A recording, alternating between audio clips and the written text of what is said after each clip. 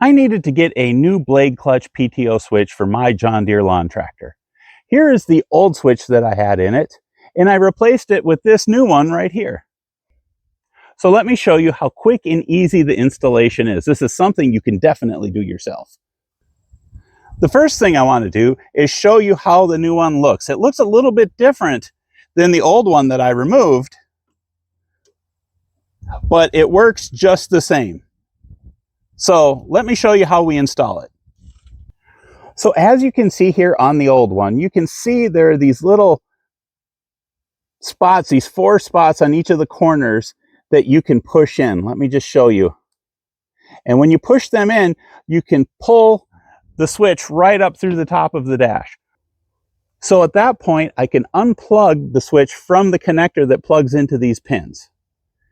And then you might be wondering, well, am I going to be able to put this on the right way?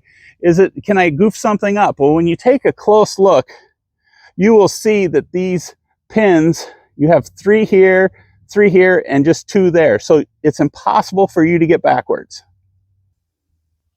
Now that it's all installed, it's the real test. Does the PTO switch work? So let's try it out and see. So here we go. And now let's engage the mower deck. And you can see it works great.